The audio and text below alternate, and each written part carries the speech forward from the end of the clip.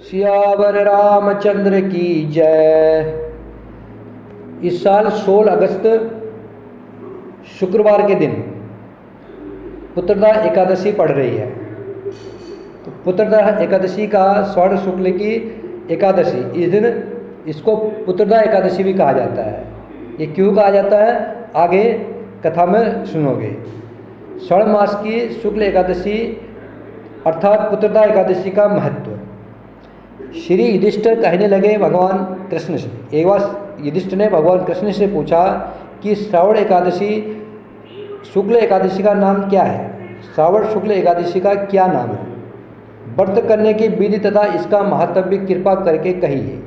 मधुसूदन कहने लगे कि इस एकादशी का नाम पुत्रदा है। अब आप शांतिपूर्वक इसकी कथा सुनिए।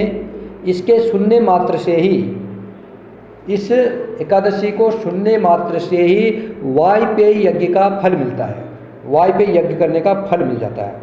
द्वापर युग के आरंभ में महेश्वती नाम की एक नगरी थी जिसमें महिजीत नाम का राजा राज्य करता था, लेकिन पुत्रहीन होने के कारण राजा को राज्य सुखदायक नहीं लगता था। उसका मानना था कि जिसके संतान हो उसके लिए यह लोक और परलोक दोनों ही दुखदायक होते हैं। पुत्र सुख की प्राप्ति के लिए राजा ने अनेक उपाय किए, परंतु राजा को पुत्र की प्राप्ति नहीं हुई। वृद्धा अवस्था आती देख करके राजा ने प्रजा के प्रतिनिधियों को बुलाया और कहा, हे प्रजाजनों, मेरे खजाने में अन्याय से उपार्जन किया हुआ धन नहीं है। न मैंने कभी देवताओं तथा ब्राह्मणों का धन छीना है, किसी दूसरे की धरोहर भी मैंने नहीं ली है। प्रजा को पुत्र के समान पालता रहा। मैं अपराधियों को अपने पुत्रों की तरह दंड देता था। अपराधियों को भी वही दंड देता था जो अपने पुत्रों को देता था।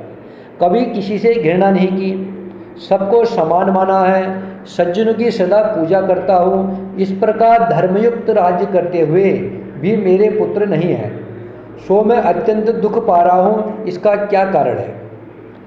राजा महिजीत की इस बात को विचारने के लिए मंत्री तथा प्रजा के प्रतिनिधि वन को गए। वह बड़े बड़े ऋषि मुनियों के दर्शन किए।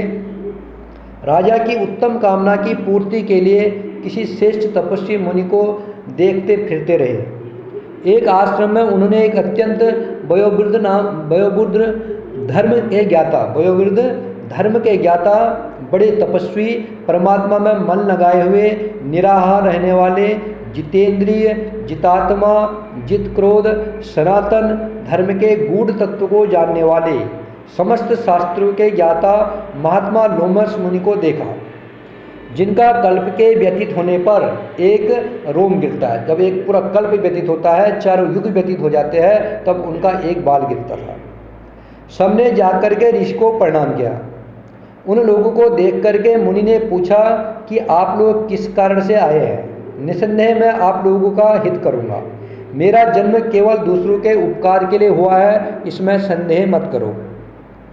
लोमस ऋषि के ऐसे वचन सुनकर सब लोग बोले, हे महर्षि, आप हमारी बात जानने में ब्रह्मा जी से भी अधिक समर्थ है, अतः आप हमारे इस संदेह को दूर कीजिए।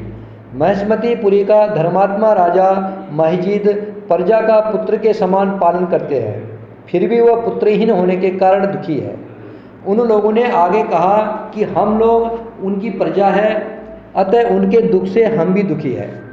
आपके दर्शन से हमें पूर्ण विश्वास है कि हमारा यह संकट अवश्य दूर हो जाएगा, क्योंकि महान पुरुषों के दर्शन मात्र से अनेक कष्ट दूर हो जाते हैं। अब आप कृपा करके राजा के पुत्र होने का उपाय बतलाइए। यह वार्ता सुनकर के ऋषि ने थोड़ी देर के लिए नेत्र बंद किए और राजा के पूर्व जन्म का वृत्तांत जानकर कहने लगे कि यह राजा पूर्व जन्म में एक निर्धन व्यापारी था। निर्धन होने के कारण इसने कई बुरे कर्म किए। यह एक गांव से दूसरे गांव व्यापार करने जाया करते थे। एक समय ज्येष्ठ मास की शुक्ल पक्ष की द्वादशी के दिन मध्याह्न के समय अर्थात दिन के समय, दोपहर के समय, जब ये 2 दिन से भूखा प्यासा थे, ये 2 दिन से इनको कोई अन्न नहीं मिला था, भूखे प्यासे थे, पानी भी नहीं मिला था, न भोजन मिला था। तो एक जलाशय एक तालाब पर ये पानी पीने गए। उस स्थान पर उसी समय एक ब्याही हुई गाय पानी पी रही थी। राजा ने उस प्यासी गाय को जल पीने से हटा दिया और खुद पानी पीने लगे। इसलिए राजा को यह दुख सहना पड़ा। एकादशी के दिन भूखा रहने से, वो राजा भूखे पैसे थे, एकादशी के दिन भूखा रहने की वजह से वह राजा हुए और प्यासी गाय को जल पीने से हटाने के कारण पुत्र वियोग का दुख सहना पड़ रहा है। ऐसा सुनकर सब लोग कहने लगे कि हे ऋषि, शास्त्रों में पापों का प्रायश्चित भी लिखा है, अतः जिस प्रकार राजा का यह पाप नष्ट हो जाए आप ऐसा उपाय बताइए। लोमश मुनि कहने लगे कि श्रावण शुक्ल पक्ष की एकादशी को, जिसे पुत्रदा एकादशी भी कहते हैं, तुम सब लोग व्रत करो और रात्रि को जागरण करो, तो इससे राजा का यह पूर्व जन्म का पाप अवश्य नष्ट हो जाएगा, साथ ही राजा को पुत्र की अवश्य प्राप्ति होगी। लोमश ऋषि के ऐसे वचन सुनकर मंत्रियों सहित सारी प्रजा नगर को वापस लौट आई और जब श्रावण शुक्ल एकादशी आई तो ऋषि की आज्ञा अनुसार सबने पुत्रदा एकादशी का व्रत और जागरण किया। इसके पश्चात द्वादशी के दिन इसके पूड़ी का फल राजा को दिया गया। उस पूड़ी के प्रभाव से रानी ने गर्भ धारण किया और प्रसव काल समाप्त होने पर उनके एक बड़ा तेजस्वी पुत्र उत्पन्न हुआ। इसलिए हे राजन, इस श्रावण शुक्ल एकादशी का नाम पुत्रदा एकादशी पड़ा। अतः संतान सुख की इच्छा हासिल करने वाले इस व्रत को अवश्य करें। इसके महात्म्य को सुनने से मनुष्य सब पापों से मुक्त हो जाता है और इस लोक में संतान सुख भोग करके परलोक में स्वर्ग को प्राप्त होता है। सियावर रामचंद्र की जय।